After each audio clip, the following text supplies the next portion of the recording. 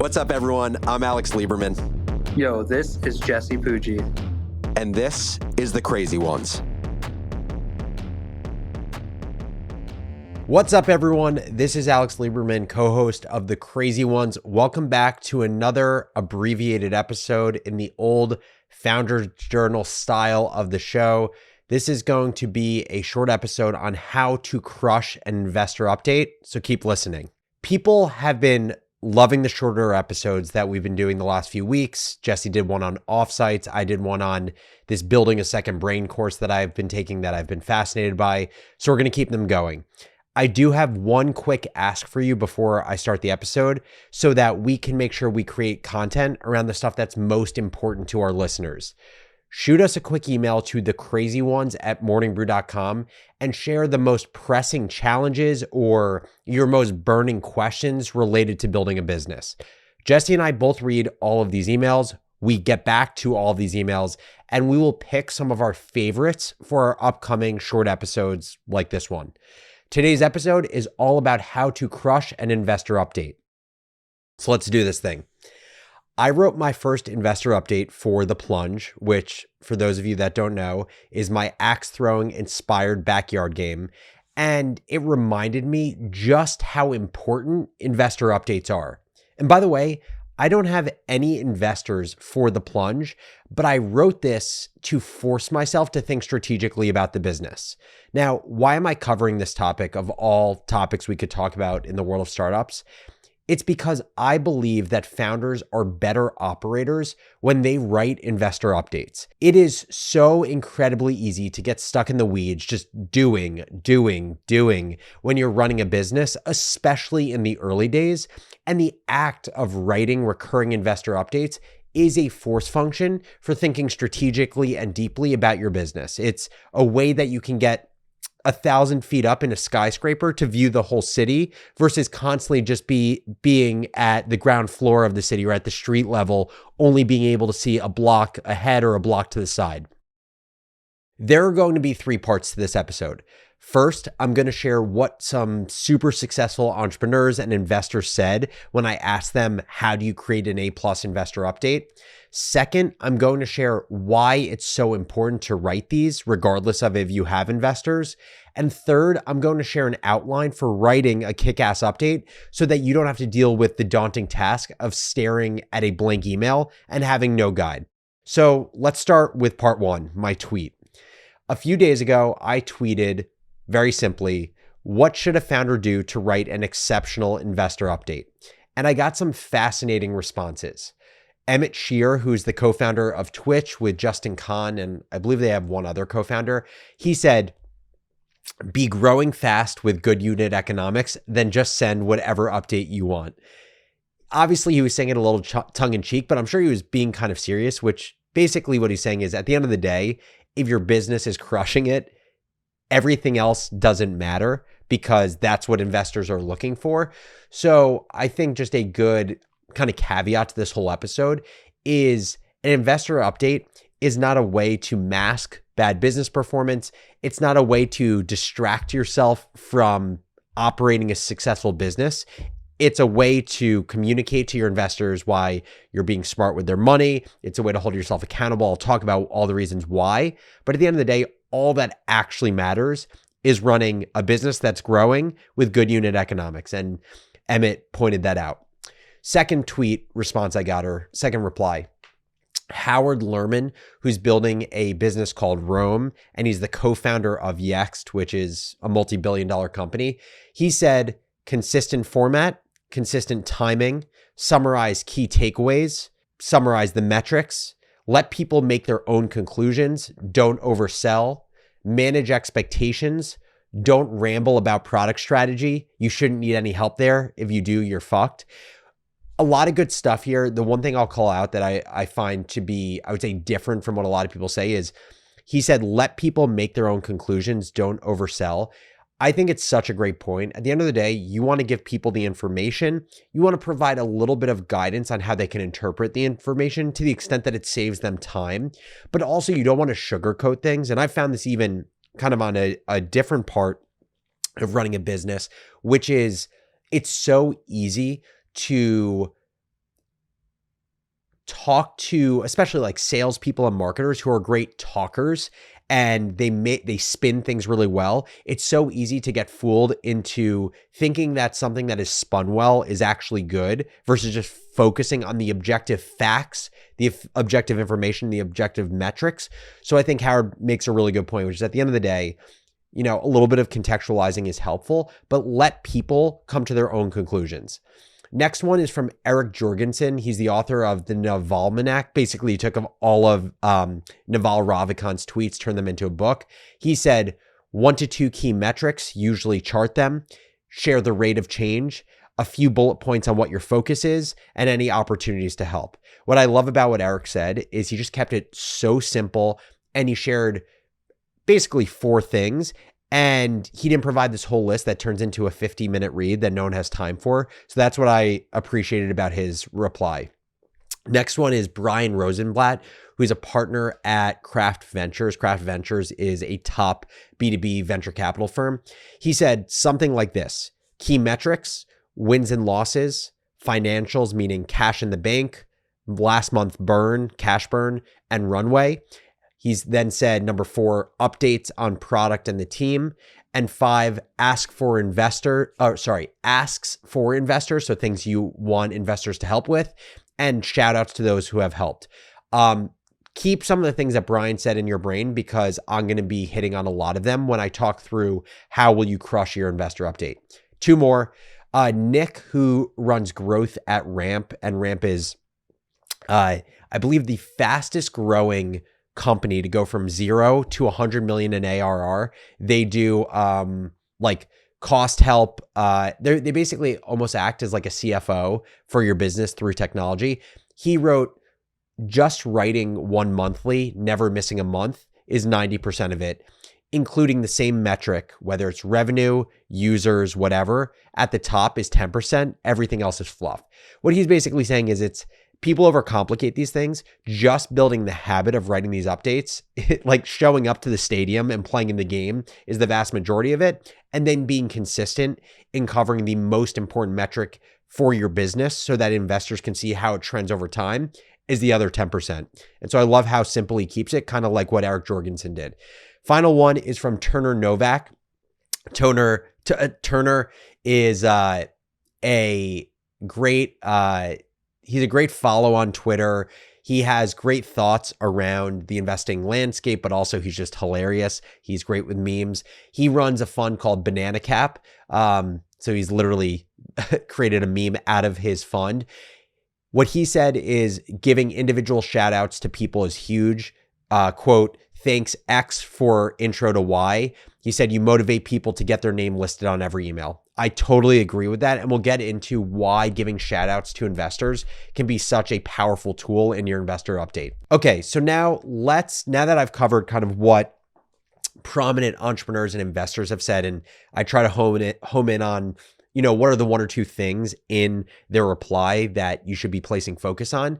Now let's talk about why you should write an investor update in the first place and what your main goal should be when you write it. You need to know why it's important, so it's worth spending your time on, and you need to know what your main goals are. So when we talk about the format of a killer investor update, everything kind of stems down from what your goals are. The format is informed by what you're trying to achieve. So your main goal should be, first, show your investors you're being a thoughtful steward of their money. You're sending an investor update so investors have confidence that you have taken their $10, $25, $250,000 checks and you are using it wisely, and you're being strategic about your business based on what you're trying to build your company into. The second goal is you're trying to mobilize your investors to increase the odds of success of the business. Said differently, how do you use your investors as tools to increase the probability that your business succeeds and increase the probability that their money is worth more in the future? One thing I'll say anecdotally is I was terrible in the early days of Morning Brew of leveraging advisors or investors to ask them for help.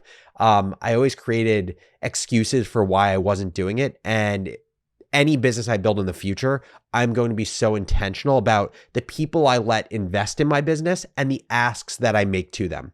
The third goal of your investor update is to hold yourself accountable to strategic and deep thinking. As a founder, you don't have a boss. Your investors aren't really your boss. An investor update basically imitates part of the responsibility that you would have to your boss. Daniel Gross, who's a great investor, he put it really well in a resource that I'm going to share in the show notes. He basically wrote up how to write a great investor update, and I'm going to share it in the show notes. But he said, think macro. An investor update gives you a moment to climb to the 1000th floor of the building and observe the city landscape unfold. Kind of like what I was describing earlier. You're always at street level in the early days of the business. Writing an investor update gets you to the top of a skyscraper to see the entire city. Now, before I share an exact outline that you can use for writing a killer investor update, let me just mention a few general best practices to keep in mind. First, as I mentioned, you should send investor updates even if you don't have investors. I sent my first one for the plunge last week. I'm planning on doing it weekly until we launch our product into the world. Once we launch it into the world, I'll probably go to monthly. And then once the business is hopefully at steady state, it'll go to quarterly. It is a force function for me being accountable. So it doesn't matter that I don't have investors. Second general rule of thumb, consistency, like Nick from Ram said, is 90% of the game because it creates a habit of strategic thinking. So you never get too comfortable about your business. And it makes you routinely top of mind for your investors. Again, investors have a portfolio of companies. Unless you are doing something to force yourself top of mind, you're not going to be top of mind for them. And the third rule of thumb, try to keep your investor update under a 5-minute read. Beyond that, you lose people's attention, and feel free to have an internal version of your update that's more thorough, that just kind of forced you to go through the full exercise. But remember, as I said, for most investors, you're not their only investment, so they're probably getting dozens of these write-ups a month. And finally, let's talk about how to crush your update. What I've done is taken some of the feedback from the entrepreneurs that I mentioned earlier, and I combined that with updates that I've written in the past, both for Morning Brew as well as for the plunge, as well as updates that I've received from my portfolio companies. And I've taken all of this to basically think through, how can you craft what I believe to be a format that will work for most founders, whether you have investors or you don't. So first part of your investor write-up, I call it section 1, is the must read. And the must read is the thing that you will definitely write in every investor update. And you should keep this below 5 minutes because this is the thing that an investor must read. If they don't read anything else, they're reading section 1. And in this section, you start with a summary. That summary includes your financials, because at the end of the day, nothing about your business matters. Your mission doesn't matter. Your product doesn't matter. Your team doesn't matter if you run out of money. That is why you talk about your financials first. You will share your revenue. You will share your burn rate. So how much cash are you burning each month? And what is your cash in the bank or runway? Said differently, if you were to continue with the same trajectory every month, meaning the revenue you have this month and the cash you're burning this month, basically how many months do you have before you run out of cash? The other thing I would include in your summary after financials is basically your short-term goals. It could be OKRs. It could be rocks. So rocks are the traction process that we do for Morning Brew. It could be DFS, desired future state, which is what my co-host Jesse uses. Or it doesn't have to be like one of these formal frameworks. You just have, let's call it 2 to 7 short-term goals you want to hit as a business. And in this summary, of your goals, you should show what your goal is, the current metric, and how you're pacing to that goal. The reason I would say a lot of investor updates don't include their short-term goals. And when I say short-term, I would say anywhere from 1 to 3 months based on how often you're sending investor updates and what stage you are of the business. The earlier you are in the business, the shorter term your goals should be. The reason I think it's good to include these goals and how you're tracking against these goals is it is a force function for you to start goal setting in your business early, even if it's not one of these more traditional methods that you could set up later in the business, like OKRs or rocks. So we have financials, we have your short-term goals and how you're tracking against them. And then you're going to finish your summary with a one-liner that basically says how you feel about the business right now. And it is the one thing you want investors to remember after reading your update. Why do I believe in the one-liner? Because my belief is people are parrots. We consume so much information in life and we remember maybe 1% of what we consume.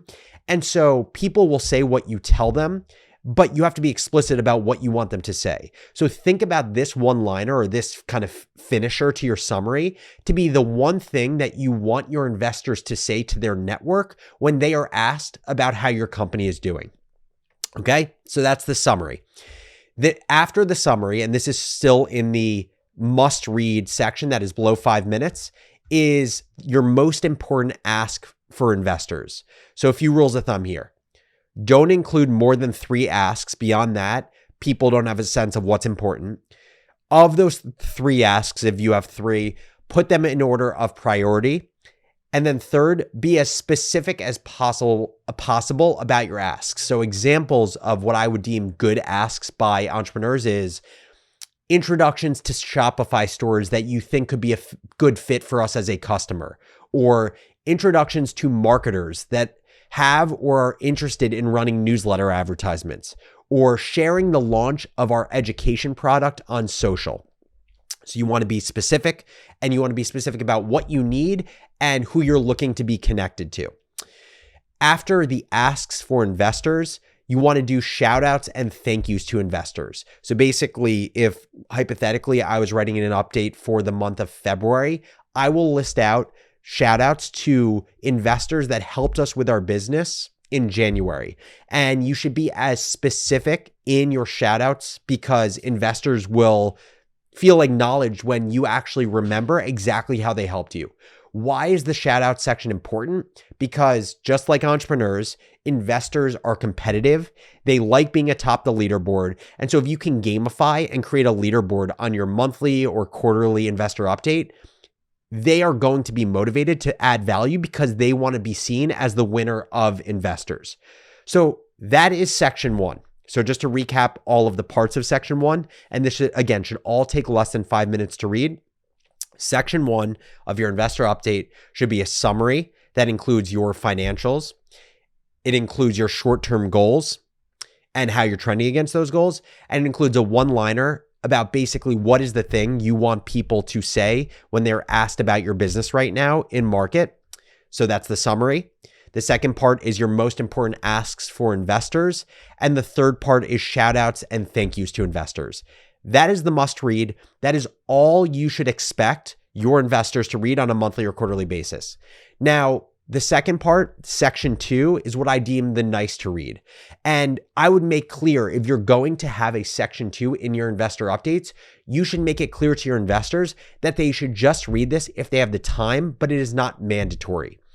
There are a few ways to do a section 2, so I'm going to share how I would do it, and then I'm going to share how I've seen others do it.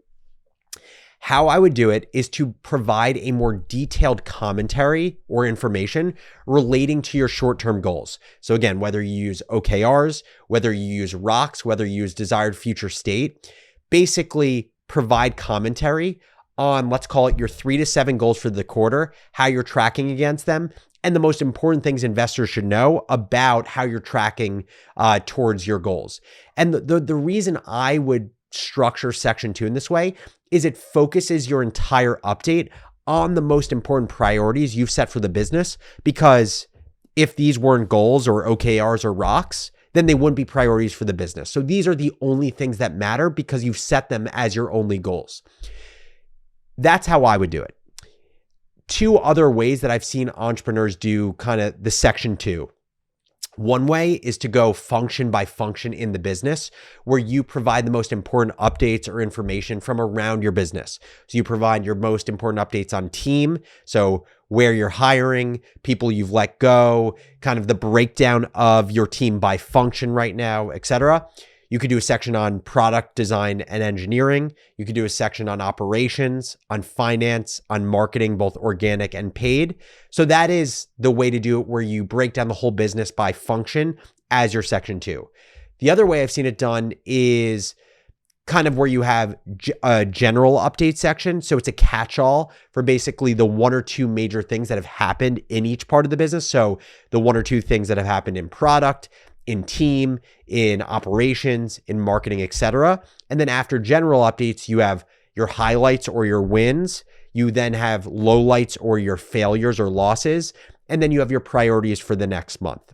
And so those are 3 options for how to do the section 2 or nice to have of your investor update. And so that's why you should write investor updates if you're running a business, what your goals with your investor update should be. Again, it should be showing that you're a great steward of your investors' money. It should be to leverage your investors as catalysts for your business so you increase the probability of success. And it should be a force function for you to think strategically. And then finally, in this last piece, we covered how you actually write a killer update. Now, before I go, just a few logistics. First, reminder, send in any problems or challenges or questions related to the business that you are building that you want us to cover in an upcoming short episode like this. Shoot an email to thecrazyones@morningbrew.com. Jesse and I read every single email in the show inbox, so we are going to go through everything that you send. Second, in the show notes, I'm going to put a few of my favorite resources around investor updates. I hope you enjoy them. They've been super helpful for me. And that's a wrap, everyone. I will see you all next episode. I will be back with my co-host, Jesse. Until then, stay crazy, and I'll talk to you later, crew. Thank you guys so much for watching this episode of The Crazy Ones. If you're an entrepreneur or a builder and want more great startup content, make sure to subscribe on our YouTube channel or wherever you get your podcasts.